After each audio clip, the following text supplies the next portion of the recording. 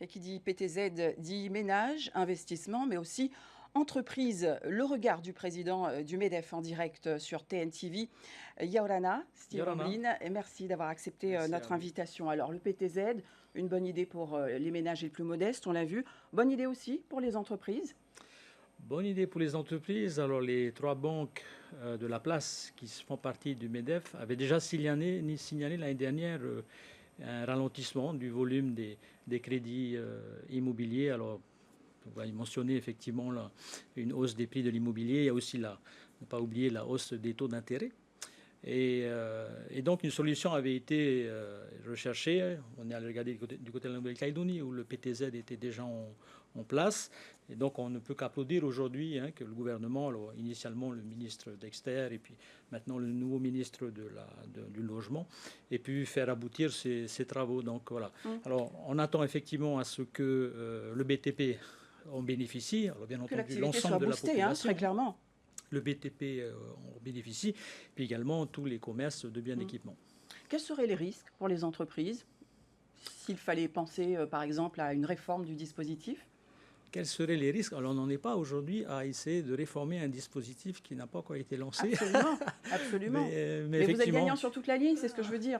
on essaie d'anticiper au maximum, effectivement. Alors, non, aujourd'hui, on ne peut qu'applaudir ce type de dispositif. Et si on en avait d'autres dans d'autres domaines, ce serait encore mieux. Alors, sans dire que certaines entreprises risquent d'en profiter, est-ce qu'on peut ce soir rassurer les ménages et dire que les grilles de tarifs vont rester à l'identique? Les guides de tarifs de... Eh bien, sur ce qui va se passer, sur l'immobilier, sur les entreprises, sur le BTP, sur les prestations?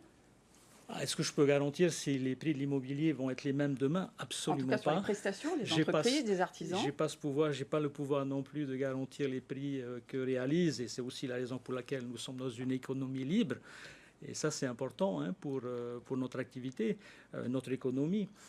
Il faut que les gens, les entrepreneurs puissent décider eux-mêmes des marges qu'ils appliquent. Et effectivement, on entend beaucoup de la part des autorités. On parlait du colloque sur la vie chère. On va en parler, oui. On entend beaucoup, effectivement, ces messages qui nous disent qu'aujourd'hui, la raison pour laquelle la vie est chère en Polynésie, c'est parce que les entrepreneurs feraient des marges excessives. Or, nous avons démontré par des chiffres, et c'est drôle parce que personne ne veut les entendre, que l'inflation a chuté de 8% à 1,6% en seulement 2 ans. Elle est toujours de 5% à l'international.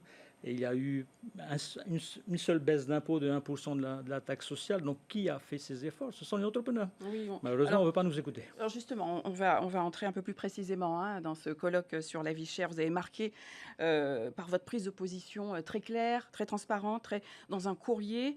Un mois plus tard, est-ce qu'on est dans l'impasse ou est-ce qu'il y a eu concrètement des avancées? Alors nous continuons à travailler avec les ministres.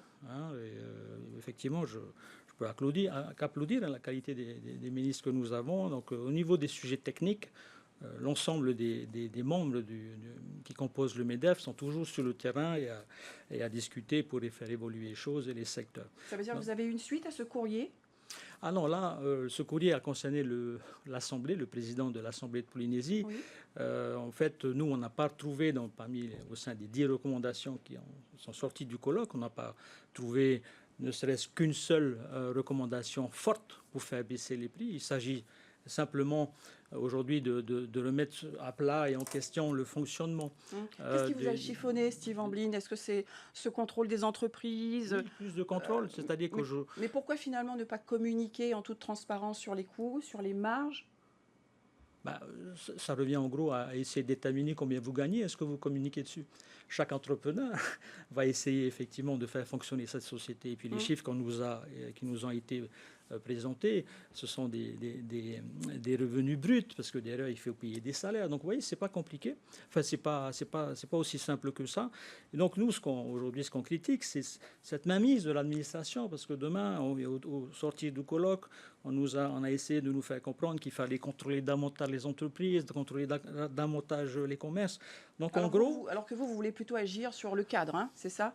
Regardez partout vous parlez d'investissement, notamment du droit du travail, c'est ce que vous dites. La libre concurrence, regardez partout ailleurs dans le monde. Une économie qui se développe repose sur la libre concurrence. Et aujourd'hui, malheureusement, nous nous dirigeons vers une administration géante. Et ça, c'est dangereux. Steve Amblin, vous vous êtes aussi déjà exprimé suite aux taxes annoncées par Donald Trump. Votre constat est sans appel. Vous parlez de crise mondiale. Vous voulez une cellule de crise concrètement. Qu'est-ce que cela peut impliquer? Alors, déjà, je n'ai pas de boule de cristal, le MEDEF non plus. Par contre, nous suivons des indicateurs depuis plus d'un an et malheureusement, chaque matin vient confirmer nos prévisions. Alors, on avait espéré que le président Trump puisse ralentir effectivement les échéances. On constate tout simplement aujourd'hui, après 100 jours de son investiture, qu'il a empiré la situation. Donc nous, ce qu'on souhaiterait, c'est que, parce que j'ai vécu en tant que ministre du Tourisme en 2009, j'ai vécu le lendemain de la récession de la crise des subprimes de 2008, et à cette époque, tous nos hôtels étaient à vendre. Donc, dont il faut faire attention, c'est que lorsque, et le marché américain touristique est très sensible, lorsque la panique arrive, ce sont des centaines et des milliers d'annulations qui sont faites dans nos hôtels, sachant que nos hôtels, ce sont les chevaux de course de notre économie. Donc si eux, demain, vont mal, c'est toute l'économie qui ira mal. On aurait simplement souhaité, on attend toujours que le pays, alors ils sont très occupés, mais nous aussi, que le pays accepte qu'on puisse clairement en discuter avec tout le monde, avec éventuellement tous les chefs de file politiques et pourquoi pas également les syndicats des salariés. C'est clair. Autre point à évoquer dans l'actualité, ce sera le dernier, la TVA à 1% dans les archipels. Comment c'est perçu ça par les entreprises? Alors c'est surtout l'application qui va être compliquée. Effectivement, on ne peut que applaudir le principe qui consiste à essayer de trouver une solution pour que les îles payent moins en tout cas, et des prix moindres et moins élevés qu'au vu du fret qu'ils doivent encaisser et régler. Maintenant, la problématique, c'est comment vous faites appliquer ça. Et c'est de cette administration envahissante dont nous parlons et qui aujourd'hui que nous craignons, parce que ça supposera de faire plus de contrôle dans les îles, ça supposera de donner plus de moyens à l'administration, ça supposera donc d'augmenter les dépenses publiques et donc peut-être demain d'augmenter les taxes. Donc ça vient pas. Encore des questionnements à votre niveau. Donc il y a beaucoup de travail à réaliser effectivement pour éclaircir certaines choses. Merci Steve Amblin d'avoir été notre invité ce soir. Et restez avec nous, vous qui avez été conseiller en tourisme en Nouvelle-Calédonie, ce qui va suivre